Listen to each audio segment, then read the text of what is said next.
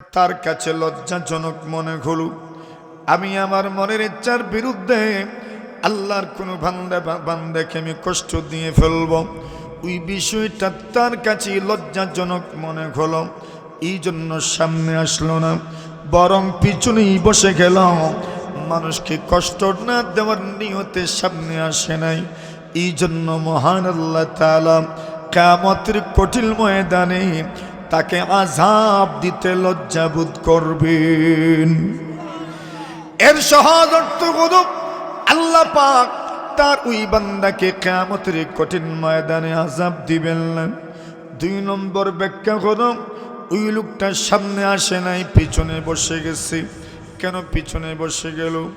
আল্লাহর বান্দা মাহফিলে আসে নাই, সওয়াবের নিয়তে মাহফিলে বসার নিয়তে আসে নাই।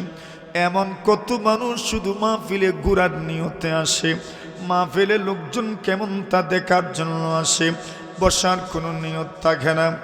সুতরাং যেহেতু নিয়ত নাই, এই জন্য আমলের নির্ভরশীল নিয়তির উপর যেহেতু বসার কোনো নিয়ত নাই, এই জন্য সওয়াব পাওয়ার কথা নয়।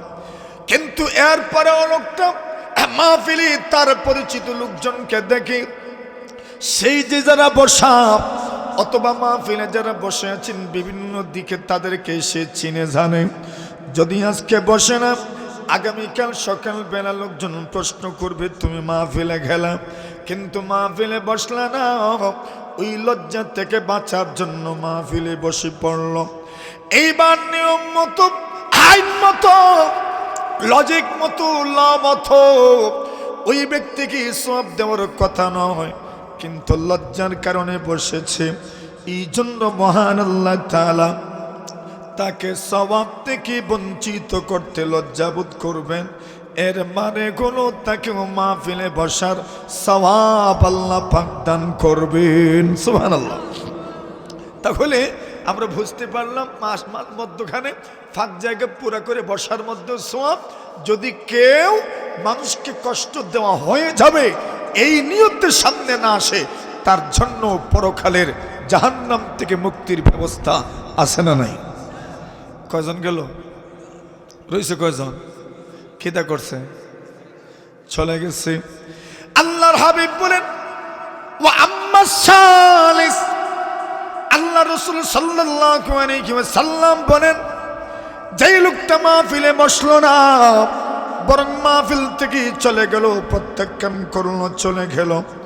আল্লাহ রাসূল বলেন ফাআরাদা আনিল্লাহ ফাআরাদাল্লাহু আন, আল্লাহ নবী বলেন ওই লোকটা যদি বাস্তবিক করতে মাহফিলের উপর নারাজ হয়, দিনে মাহফিলের ব্যাপারে অন্তরে যদি সামান্য পরিমাণ ঘৃণা পোষণ করে আর যদি মাহফিলকে প্রত্যাখ্যান করে, আল্লাহ রাসূল বলেন ওই লোকটা যেমন আল্লাহ তাআলা থেকে বিমুখ হয়ে গেল, মহান আল্লাহ তাআলাও তার থেকে বিমুখ হয়ে যাবেন।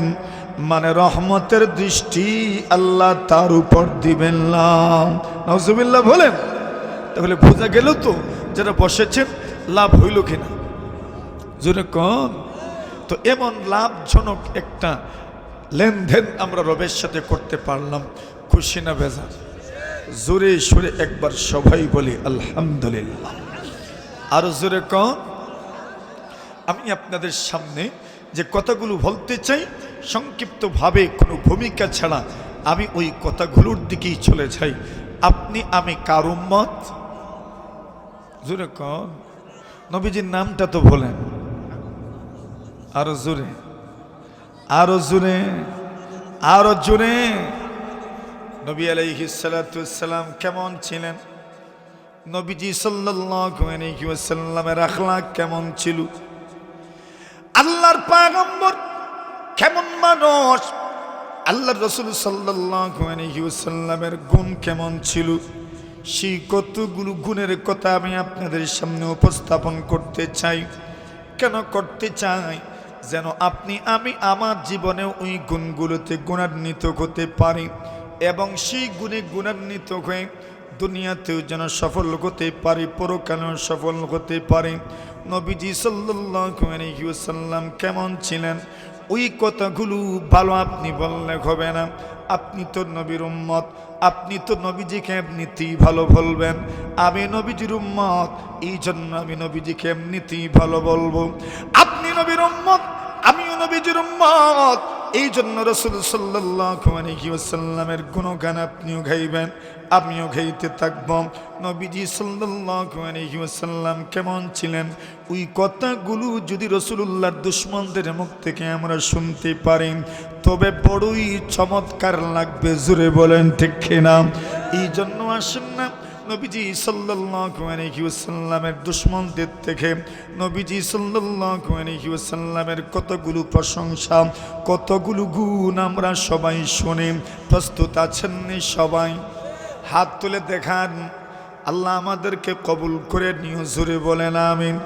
কেউ কেউ হাত তুলতে লজ্জা পাচ্ছেন মনে হয়, দেখতেছি আমি। উঠান, উপরে হাতটা উঠান, মাশাআল্লাহ। আর যদি যাওয়ার নিয়ত থাকে তো চলে যেতে পারেন, কোনো আপত্তি নেই। যাইবেন? আর জোরে কোন অনুমতি আছে, ছুটি আছে। জোর করে কাউকে ওয়াজ শোনানো হবে না, কথা বুঝছেন? জোর করে ওয়াজ শোনানোর কোনো আদত অভ্যাস আমার নাই। এই জন্য আমি আগেই বলি ওপেন ছুটি আছে, যে একজন থাকলে ওয়াজ করা যায়। আপনারা তো কতজন লোকজন এখানে আছেন, একজন থাকলে ওয়াজ করা যায় না? আর আপনারা কত মর্দে মুজাহিদ এখানে বসে আছেন, সুবহানাল্লাহ বলেন। নবী আলাইহিস সালাতু ওয়াস সালাম যেই যুগে ছিলেন ওই যুগ ছিল 2 সুপার পাওয়ারের মধ্যে সব সময় যুদ্ধ লেগে থাকতো। বর্তমান দুনিয়ার সুপার পাওয়ার হচ্ছে রাশিয়া, আমেরিকা, চীন। সেই রাশিয়া আমেরিকার মধ্যে যুদ্ধ লেগে থাকে, নতুবা মিত্রদের মধ্যে যুদ্ধ লেগে থাকে। নবীজি সাল্লাল্লাহু আলাইহি ওয়াসাল্লামের যুগে 2টা সুপার পাওয়ার, 2টা পরাশক্তি। এক পরাশক্তির নাম হলো রোমান সাম্রাজ্য, আরেকটা পরাশক্তির নাম হলো পারস্য সাম্রাজ্য। পারস্য বলতে বর্তমান ইরান, বর্তমান ইরাক, পুরা হিন্দুস্তান সহ পুরাটা অঞ্চল পারস্য। রোম বলতে বর্তমান ইটালি, বর্তমান ইস্তাম্বুল, বর্তমান টার্কি এবং তৎকালীন যুগে ইউরোপিয়ান যে সমস্ত অঞ্চল ছিল তা ছিল রোমান সাম্রাজ্যের অন্তর্ভুক্ত। এই 2 সাম্রাজ্যের মধ্যে সব সময় যুদ্ধ লেগে থাকতো। এই পরিমাণ যুদ্ধ, রক্তক্ষয়ী যুদ্ধ যাকে বলা হয়। কোন সময় পারসিকদের বিজয় হতো, কোন সময় রোমকদের বিজয় হতো। আল্লাহু আকবার। কোন সময় কেউ একতরফা বিজয়ী হতেন, বিষয়টা এমন ছিল না। মেরে মুহতারাম হাজিরিনে কেরাম, যখন বাইতুল মাকদিস ওইটা ছিল খ্রিস্টানদের দখলে, তারা ইবাদত করত, তারা মান্নত করত, বাইতুল মাকদিসে আসা যাওয়ার মান্নত করত।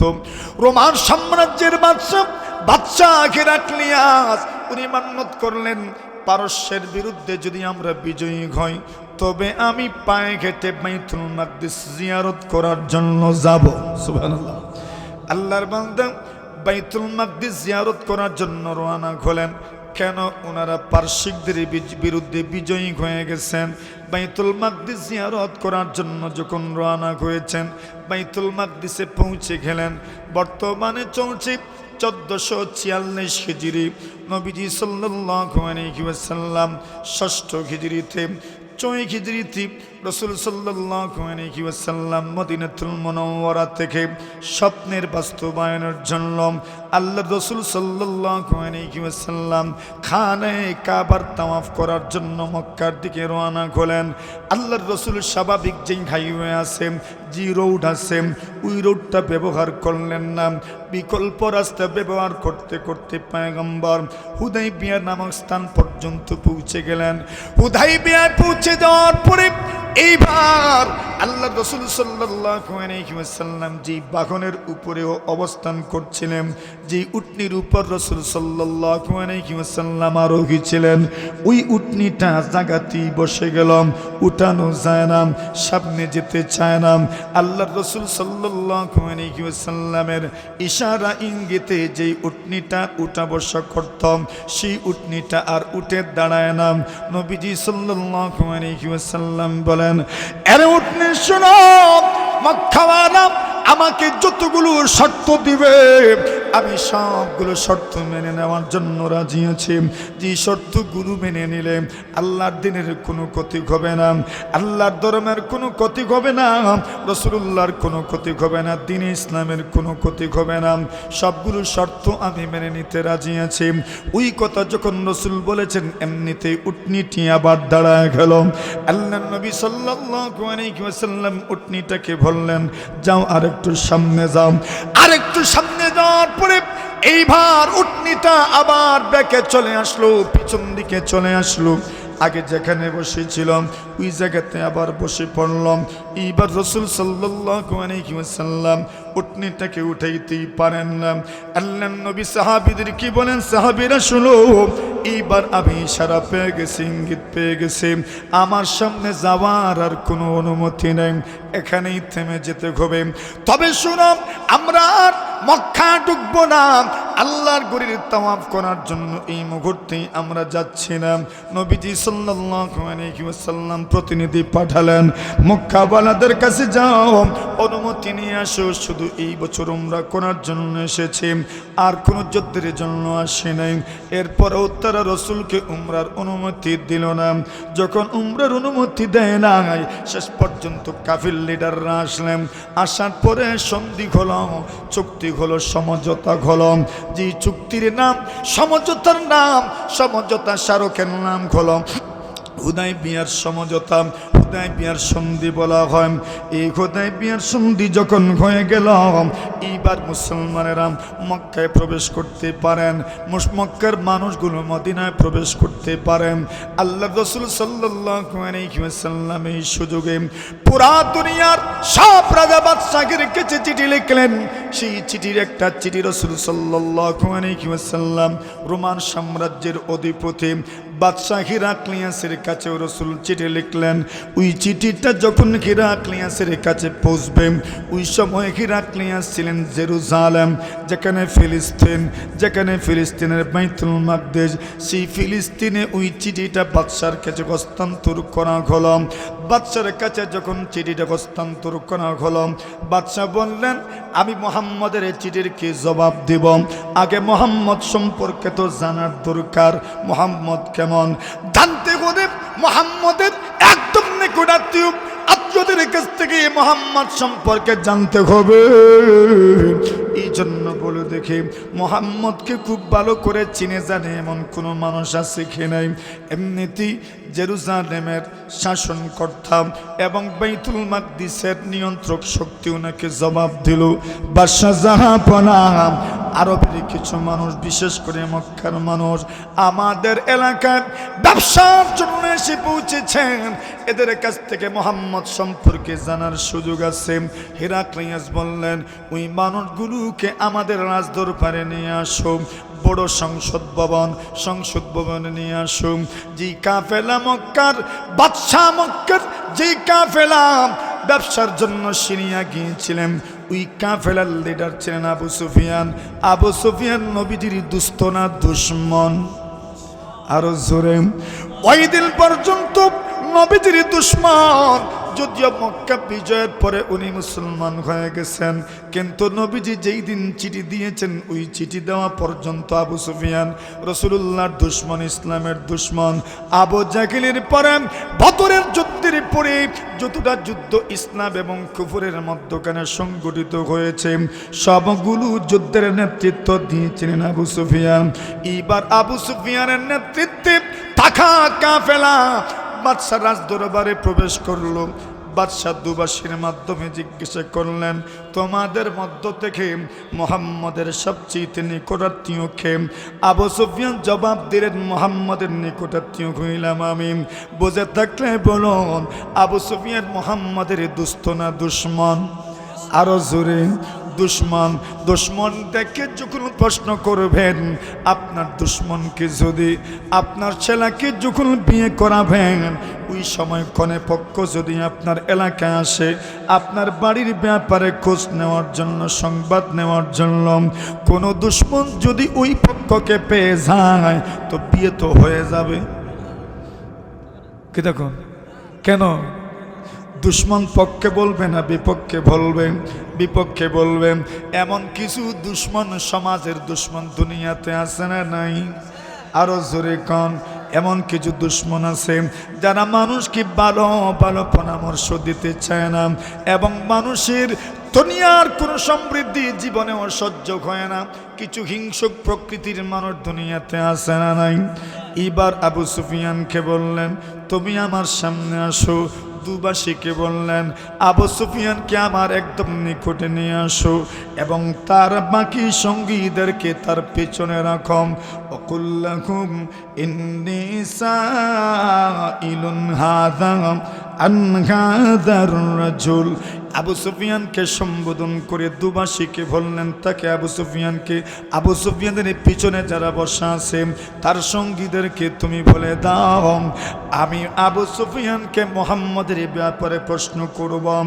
যদি আবু সুফিয়ান মুহাম্মদের ব্যাপারে ভুল কোনো তথ্য দেন, ইনফরমেশন দেন, তবে তোমরা আমাকে ইনফর্ম করে দিও। আবু সুফিয়ান বলেন, যদি আমার লজ্জা না থাকতো ওই মানুষগুলো মক্কায় যাওয়ার পরে বলবে আমি মিথ্যা বলেছি, তবে মুহাম্মদের ব্যাপারে আমি মিথ্যা বলতাম।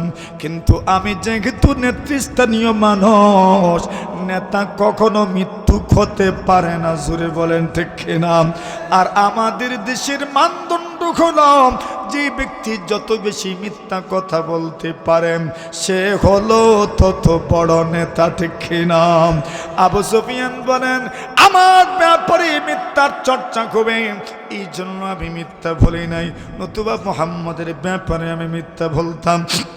এইবার আবু সুফিয়ানকে হেরাক্লিয়াস দুবাসীর মাধ্যমে প্রশ্ন করলেন, মুহাম্মদের বংশমর্যাদা কেমন? আবু সুফিয়ান জবাব দিলেন, আল্লাহর কসম, মুহাম্মদের বংশমর্যাদার চাইতে উচ্চ কোনো বংশমর্যাদা আল্লাহর দুনিয়াতে নাই। সুবহানাল্লাহ, জুড়ে বলেন। এটা আমরা ভাবার তো বলেছি, ওনার কথার অর্থ অন্যরকম।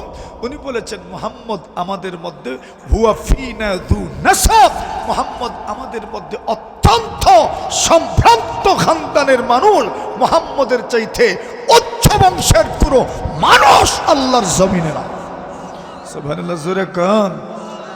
আচ্ছা, প্রথম প্রশ্ন হলো, প্রথম প্রশ্নের উত্তর হলো, দুশ্মন পক্ষে বলেছেন না বিপক্ষে বলেছেন? মানে মুহাম্মদুর রাসূলুল্লাহর গুণ স্বীকার না করে কোনো উপায়। আর একটু জোরে কম। দুশ্মনরা পর্যন্ত যার গুণ স্বীকার করতে বাধ্য হয়েছেন। এইবার হেরাক্লিয়াস বাদশাহ যেমন তেমন বাদশাহ নয়, তৎকালীন যুগের পরাশক্তি, সুপার পাওয়ার। হেরাক্লিয়াস প্রশ্ন করছেন, 2 নম্বর প্রশ্ন, মুহাম্মদ তোমাদেরকে যা বলেন এই কথাগুলো ইতিপূর্বে আর কেউ কি বলেছেন? আবু সুফিয়ান জবাব দিলেন, এমন কথা ইতিপূর্বে আর কেউ বলে না। সুবহানাল্লাহ, জোরে কও। এইবার হেরাক্লিয়াস প্রশ্ন করলেন, আমি আপনার কাছ থেকে জানতে চাই, মুহাম্মদের কোন পূর্বপুরুষ বাদশাহ ছিলেন কিনা? আবু সুফিয়ান জবাব দিলেন, না, মুহাম্মদের কোনো পূর্বপুরুষ বাদশাহ ছিলেন না। এইবার হেরাক্লিয়াস আবু সুফিয়ানকে 4 নম্বর প্রশ্ন করলেন, মুহাম্মদ আজ পর্যন্ত কোনোদিন কোনো মিথ্যা কথা বলেছেন কিনা? আবু সুফিয়ান জবাব দিলেন, না, আজ পর্যন্ত মুহাম্মদ কোনোদিন মিথ্যা কথা বলেন নাই। আর জোরে দুশ্মন প্রশংসা করছেন, মুহাম্মদ আজ পর্যন্ত কোনো মিথ্যা কথা বলেন নাই। এইবার 5 নম্বর প্রশ্ন করলেন, তো বলো দেখি, মুহাম্মদের অনুসরণ যারা করছে, মুহাম্মদের অনুকরণ যারা করছে, যারা মুহাম্মদকে ফলো করছে, মুহাম্মদের দিন যারা গ্রহণ করছে, এরা কোন স্তরের মানুষ? সমাজের উচ্চ স্তরের মানুষ নাকি নিম্ন স্তরের মানুষ? আবু সুফিয়ান জবাব দিলেন, না, সমাজের একদম নিরীহ মানুষ যারা, তারাই মুহাম্মদের অনুসরণ করছে, তার দিন মানছে। সুবহানাল্লাহ, জোরে বলেন। যেমন আপনার মতো আমার মতো নিরীহ যারা, এরাই মুহাম্মদের দিন মানছে। আবু সুফিয়ানকে প্রশ্ন করলেন, আশরাফুন নাস ইত্তাবাউহু আম দুআফাউহুম? মুহাম্মদের অনুসারীরা সমাজের হাই লেভেলের মানুষ, সমাজের হাই প্রোফাইলের মানুষ, নাকি সমাজের নিম্নমানের মানুষ? আবু সুফিয়ান জবাব দিলেন, নিরীহ মানুষরাই মুহাম্মদের অনুসরণ করছে। সুবহানাল্লাহ, জোরে কর। কয়টা প্রশ্ন গেছে? হিসাব আছে তো? মাশাআল্লাহ। এবার 6 নম্বর প্রশ্ন করল, আয়াজিদুনা আম ইয়ানকুসুন। আবু সুফিয়ানকে হেরাক্লিয়াস প্রশ্ন করলেন, মুহাম্মদের অনুসারীদের সংখ্যা প্রতিদিন বাড়ছে নাকি কমছে? মুহাম্মদের অনুসারীদের সংখ্যা প্রতিদিন বাড়ছে নাকি কমছে? দুশমনকে প্রশ্ন করা হয়েছে। আমাদের সমাজে যখন ইলেকশন আসে, যখন নির্বাচন আসে, তখন আপনার এলাকার ক্যান্ডিডেট যিনি, ওনার ভোট তো আছে, যিনি আপনার এলাকার নয়, যিনি আপনার মনোনীত প্রার্থী নয়, যাকে আপনি ভোট দিবেন না, ওই ব্যক্তির ভোট কেমন আছে যদি কেউ আপনাকে জিজ্ঞাসা করে, অনেকগুলো ভোট থাকলেও আপনি বলবেন কোনো ভোট হই নাই, জোরে কণ্ঠে খেলাম। কিন্তু আবু সুফিয়ানকে যখন বাদশাহ প্রশ্ন করেছেন, হেরাক্লিয়াস প্রশ্ন করেছেন, আয়ানকুসুনা আম ইয়াজিদুন, মুহাম্মদের অনুসারীদের সংখ্যা প্রতিদিন বাড়ছে নাকি কমছে? আবু সুফিয়ান জবাব দিলেন, বাদশাহ জাহাপনা, কি বলবো, মুহাম্মদের অনুসারীদের সংখ্যা প্রতিদিন হু হু করে বাড়তে আছে। মুহাম্মদের অনুসারীদের সংখ্যা কমে না, কমে না। মুহাম্মদের অনুসারীদের সংখ্যা প্রতিদিন বাড়তে আছে। দুশমন জবাব দিলেন, কয় নম্বর প্রশ্ন গেল? 6 নম্বর। কত সচেতন মানুষ, মারাল মানুষ। এবার 7 নম্বর প্রশ্ন করলেন, মুহাম্মদের অনুসরণ যারা করছে, যারা মুমিন মুসলমান হয়ে গেছে, আয়ারাতাদু আহাদুহুম, নবীজি সাল্লাল্লাহু আলাইহি ওয়াসাল্লাম, আল্লাহর হাবিব সাল্লাল্লাহু আলাইহি ওয়াসাল্লাম বলেছেন, আগে একটা কথা বলে দিই, কোন মানুষ যখন মুসলমান হয়ে যায়, ওই ব্যক্তি যদি ইমানের স্বাদ আস্বাদন করতে পারেন, ইমানের স্বাদ আর মজা যদি দিলে লেগে যায়, ওই ব্যক্তি দুনিয়া ছাড়তে পারে, এরপরেও ইমান ছাড়তে পারে না। ঠিক কিনা? আরো জোরে বলেন। এইবার আবু সুফিয়ানকে প্রশ্ন করলেন, আবু সুফিয়ান, মুহাম্মদের কোন অনুসারী, মুহাম্মদের দিন যারা কবুল করেছে, আজ পর্যন্ত কোন মানুষ মুহাম্মদের দিনের উপর অসন্তুষ্ট হয়ে কে তার দিন ত্যাগ করেছে?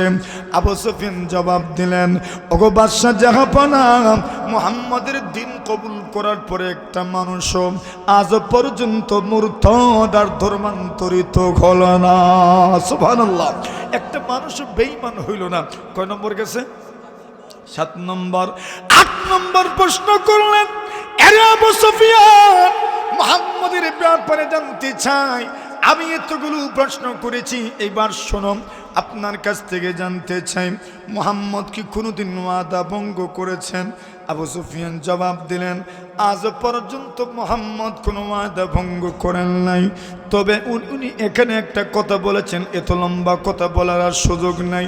এবার আসেন 9 নম্বর প্রশ্ন করলেন, মুহাম্মদ এবং তোমাদের মধ্যে যুদ্ধ হয় কিনা? জবাব দিলেন, জি যুদ্ধ হয়। প্রশ্ন করলেন, যুদ্ধের রেজাল্ট কি, ফলাফল কি? জবাব দিলেন, যুদ্ধের ফলাফল হলো কখনো কখনো মুসলমানরা বিজয়ী হয়, আবার কখনো কখনো আমরা বিজয়ী হয়। 10 নম্বর। 11 নম্বর প্রশ্ন করলেন, মুহাম্মদ তোমাদেরকে কি আদেশ করেন?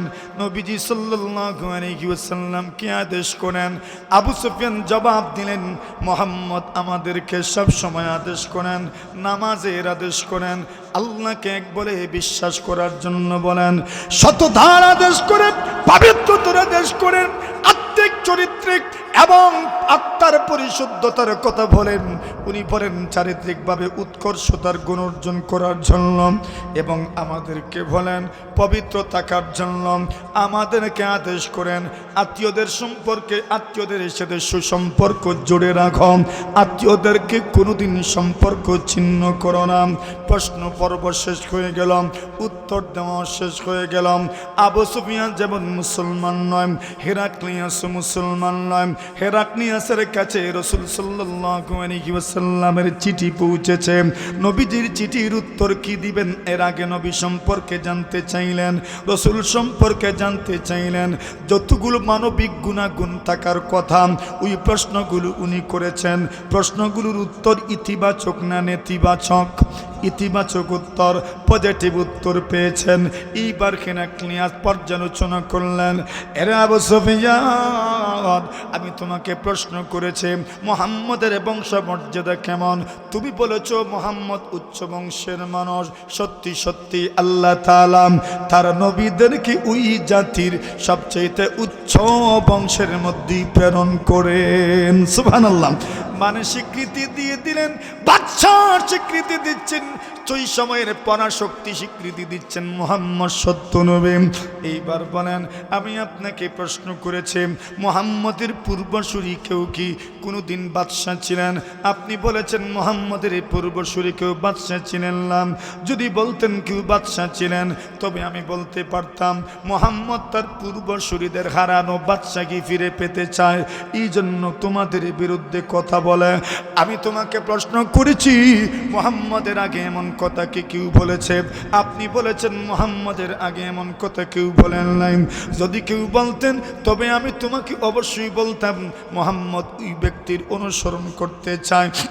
আমি আপনাকে প্রশ্ন করেছি মুহাম্মদকে কোনোদিন মিথ্যা কথা বলেছেন? আপনি বলেছেন মুহাম্মদ কোনো মিথ্যা কথা বলেন নাই।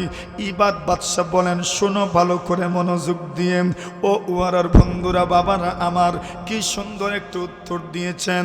এরা আবু সুফিয়ান, যে ব্যক্তি দুনিয়ার ব্যাপারে মিথ্যা বলতে চায় না, কেন তুমি বলেছো মুহাম্মদ কোনো মিথ্যা কথা বলেন নাই? যে ব্যক্তি দুনিয়ার ব্যাপারে মিথ্যা কথা বলতে চায় না, সেই ব্যক্তি আল্লাহর ব্যাপারে মিথ্যা কথা বলবেন, এটা জীবনেও কল্পনা করা যায় না, ঠিক কিনা? আবু সুফিয়ান কি ক্লিয়াস বলেন, আমি আপনাকে প্রশ্ন করেছি মুহাম্মদের অনুসারীরা এরা সমাজের নিরীহ মানুষ নাকি সমাজের স্টাবলিশড মানুষ?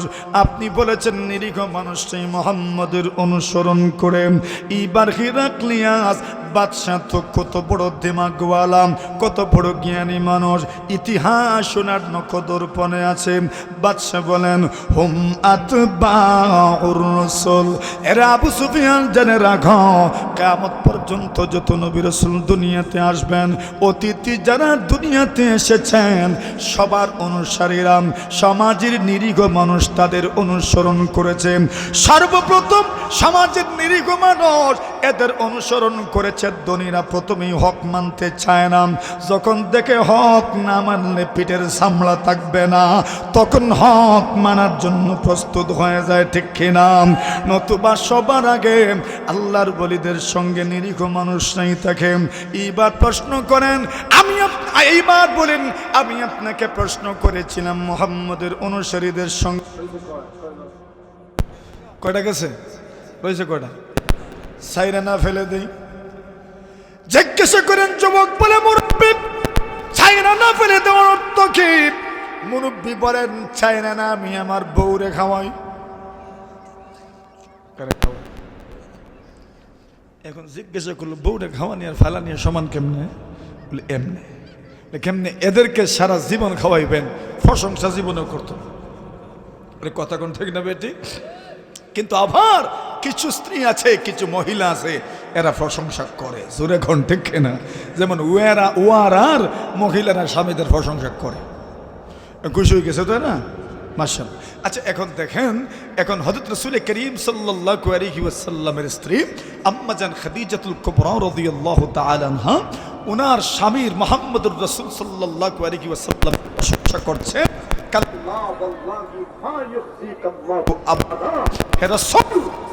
আল্লাহ আপনাকে বেইজ্জত করতে পারেন না।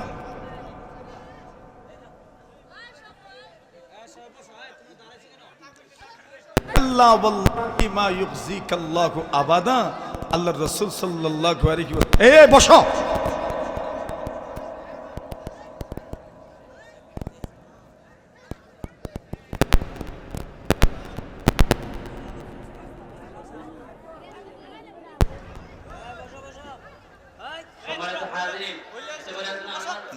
শেখুল আজিজ সাহেব বয়ান করতেছেন আর আমরা এর ওয়েলে করবো, এটা আদবের এই তো দাঁড়িয়েছে হাতে করে বলে আপনারা বসে পড়ুন। মেহমান আসছেন।